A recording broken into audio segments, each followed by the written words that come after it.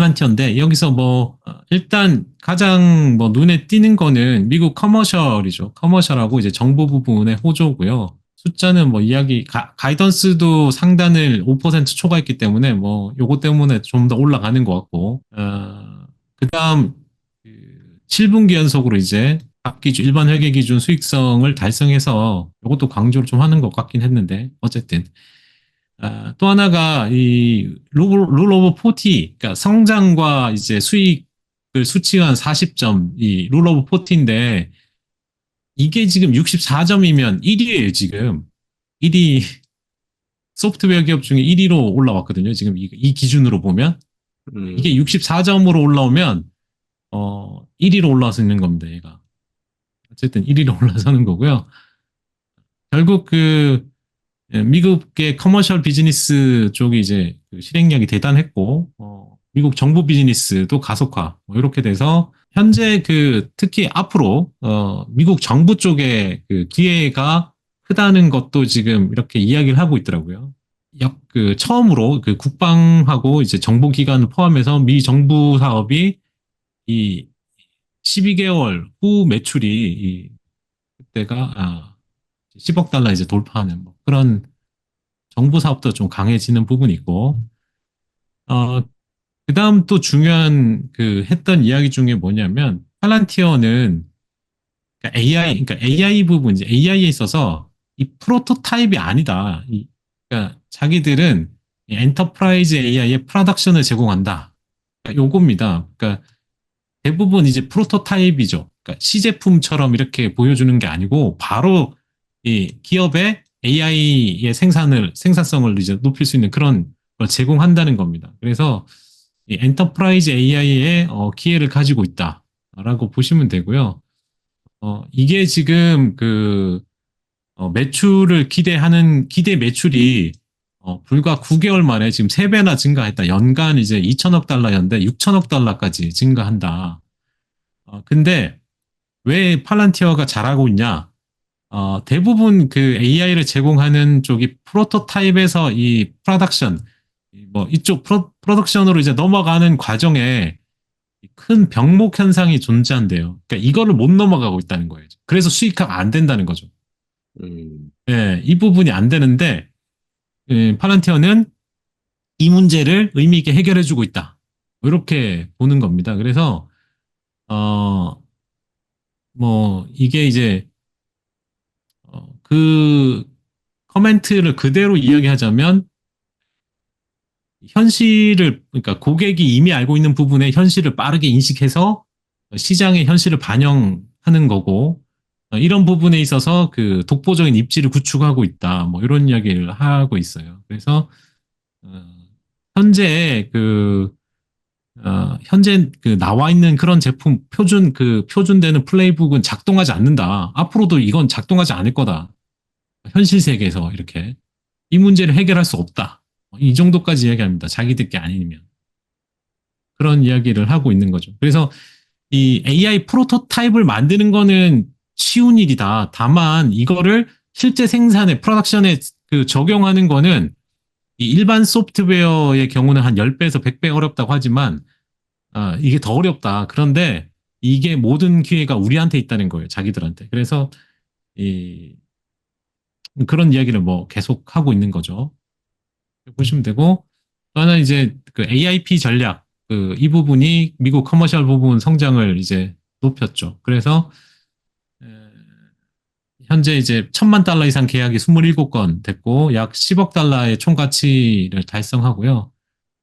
AIP 개발자는 아폴로도 그 내에서 이제 향후에 보시면은 AIP 개발자가 기업의 차세대 빌더가 될 거다.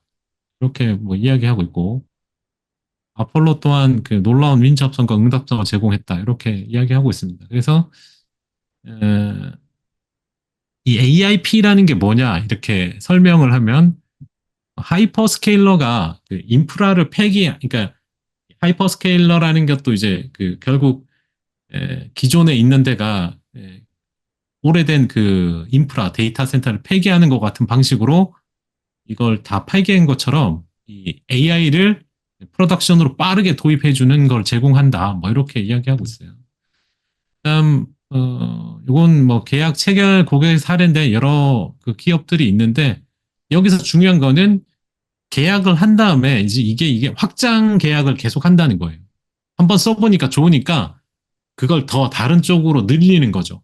그래서 가장 그 크게 지금 되고 있는 게 이제 템파 이쪽이 가장 그 길게 지금 그 계약을 체결하고 늘렸는데 이 환자 재원 기간이 약 30% 단축되는 뭐 이런 게 있고 파나소닉도 있고 이튼도 있어요. 우리가 킨더 모건도 있고 뭐 이런 데가 전부 이제 AIP를 활용해서 쓰고 있다 이렇게 보시면 되고 또 하나 이제 부트캠프 이야기도 있었는데 부트캠프가 실제로 그 고투마켓으로 GTM 전략에 효과가 있었다. 그래서 고객 수가 이제 늘어났는데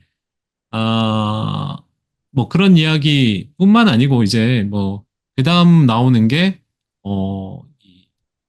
새로운 이제 제조죠. 새로운 제조. 그러니까 이게 이제 CM 샹커가 한 이야기가 미국의 재산업화입니다. 미국이 산업이 약하잖아요. 제조가.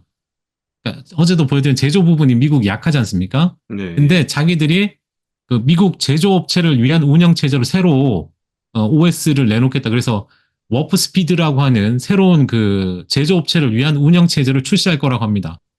그러니까 이거는 이게 너무 약하다는 거예요. 미국의 그 기업, 그 제조 기업들이. 그러니까 그래서 예를 든 게 스페이스X가 자체 ERP를 구축한 이유도 이게 너무 없기 때문에 자체로 했다는 거예요. 그래서 이 워프 스피드라는 걸 새로 내놓을 거고 어, 기존뿐만 아니고 그러니까 미래 산업, 이 제트 엔진이나 위성 무기 시스템 뭐 이런 데 이제 적용 시킬 거라고 합니다. 그래서 뭐 그다음에 이제 그 비행기를 만들다거나 기차나 뭐 자동차, 선박 제작. 선박은 아마 HD 현대 쪽 그 적용되는 게 아닌가 싶은데 이거 이런 그 중공업 쪽 같은 그런 큰 산업에 이제 이게 들어갈 거라고 좀 이야기하는 거고요.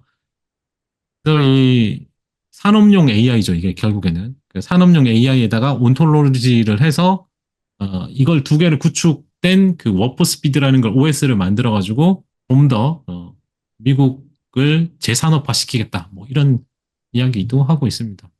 차별화 요인은 앞서 이야기했던 프로토타입에서 프로덕션으로 전환하는 이 부분을 이야기하고 있고요. 이게 AI 소프트웨어에서 똑같이 적용된다, 작용한다 이렇게 보시면 되고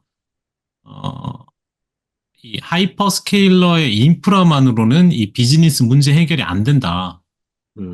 그래서 온톨로지 OSDK가 이제 필요하고 뭐 이런 이야기를 합니다. 이렇게 보시면 되고요. 결국 그 병목 현상을 해결하는 기업이 뭐 AI 이야기할 때도 병목 현상에 나오는 기업들이 이제 주가가 좋았는데 여기서도 그런 이야기를 좀 하는 것 같고 알렉스 카프의 이제 이야기를 보면은 LLM만으로 안 된다는 이야기를 이렇게 쭉 하더라고요. 이런 이야기를 쭉 했어요. 근데 중요한 거는 스스로의 방향 감각이 부족하고 복잡한 분석 문제를 해결하는 데 어려움이 있다. 그래서 LLM이 필요한 건 맞지만 그것만으로 충분하지 않다. 더 많은 것이 필요하다. LLM은 마치 야생동물 같아서 길들일 필요가 있다. 이거를. 그래서 이거를 길들이는 걸 우리는 알고 있다. 뭐 이런 이야기를 합니다. 그리고 자기가 20년이 지난 지금 가장 흥미로운 점은 최고의 순간이 아직 오지 않았다. 뭐 이런 이야기를 자신 있게 하면서 이제 끝냈죠.